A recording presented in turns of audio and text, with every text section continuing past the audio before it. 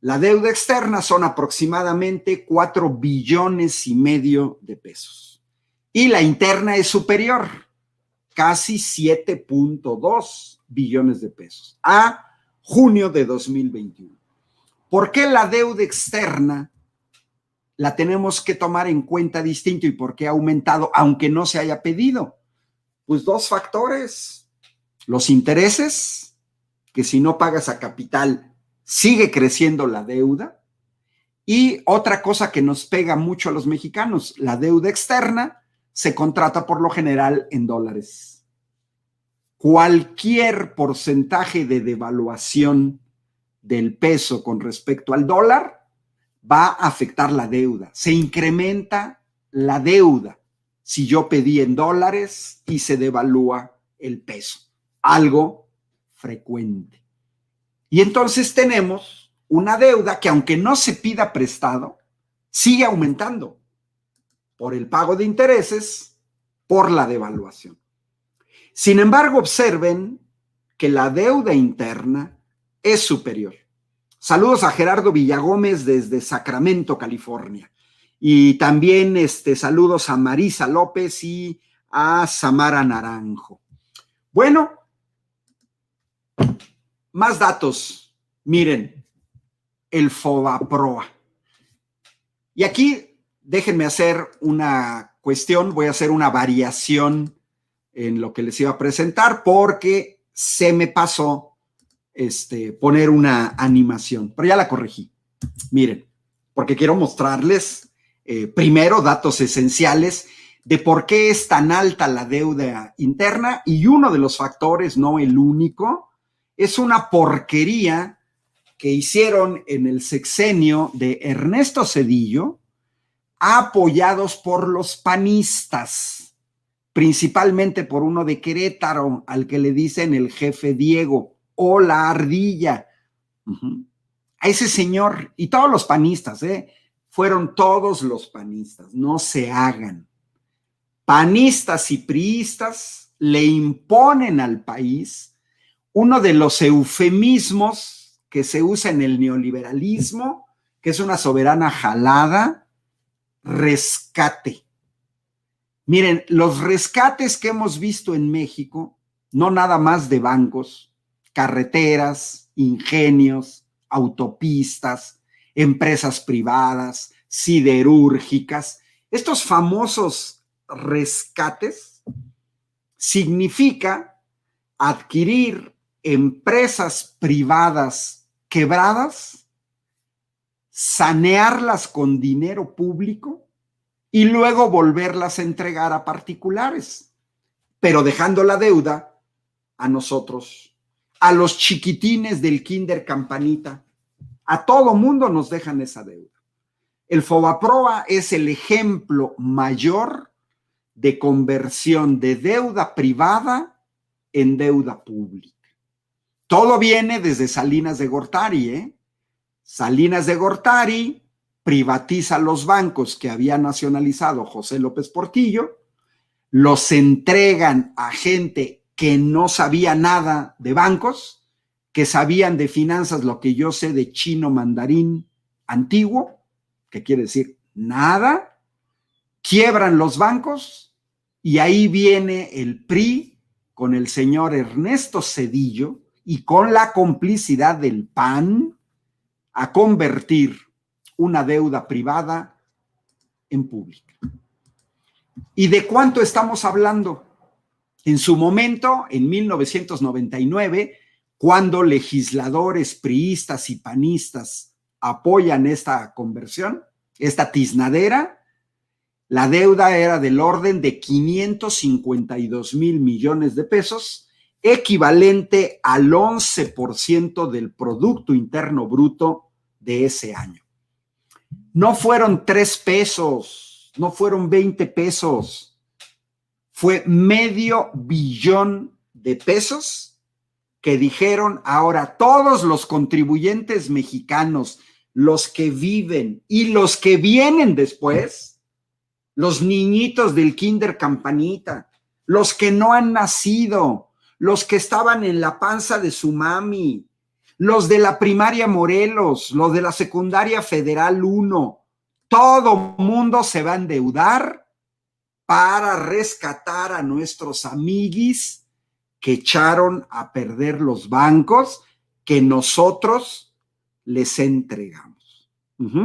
Qué bueno que dice María López, Xóchitl Gálvez, que dice su partido que tanto defiende el Senado. La señora Xóchitl Gálvez es cómplice. Todos los que han estado afiliados al PAN son cómplices. Se quedaron calladitos, aprobaron todo este tipo de tiznaderas, que es una agresión. Bueno, el problema es que eso fue en 1999, hace más de 20 años.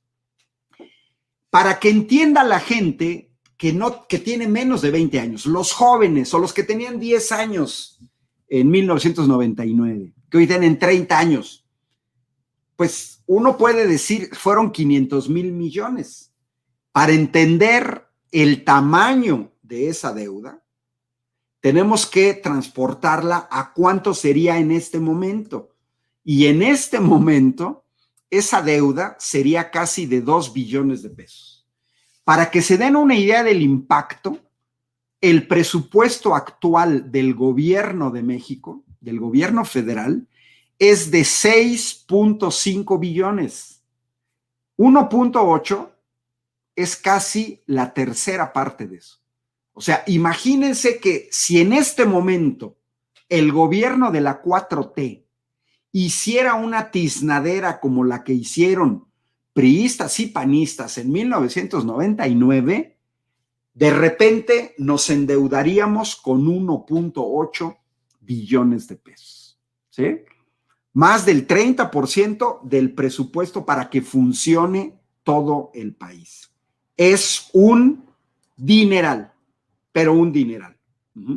Saludos a Luz Esperanza y también saludos a María López y a José Alberto González Caram, que nos da datos precisos sobre la herencia del IPAP.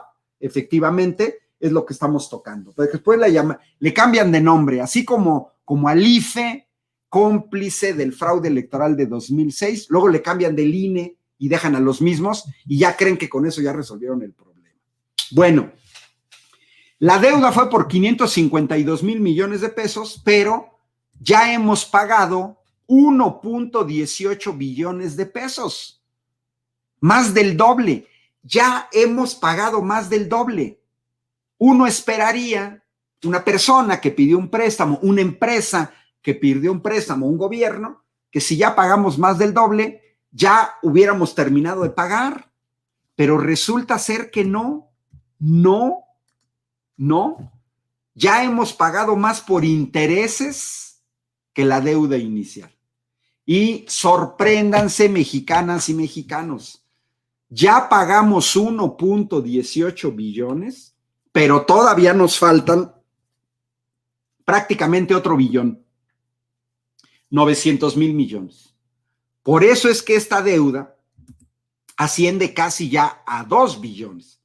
Entonces, ya hemos pagado más del doble y todavía tenemos que pagar otro casi el doble de lo que se pidió.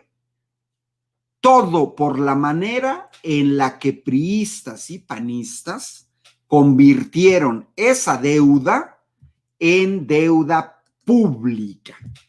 Y miren, todavía vamos a seguir pagando otros 30 años.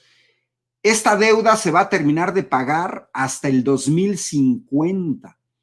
Eso significa que esta tiznadera que hicieron Zedillo en complicidad con los panistas, hemos estado pagando una deuda o generaron una deuda pública por 50 años. 50 años. Por eso, vean que el pasado, el presente, lo podemos entender del pasado reciente. Son cínicos cuando dicen, faltan medicinas, faltan vacunas. Pues sí, porque ustedes le quitaron a los niños gran parte de su futuro, no solo medicinas, también escuelas, por habernos endeudado de esta manera tan asquerosa. y que además nunca nos han dicho por qué lo hicieron.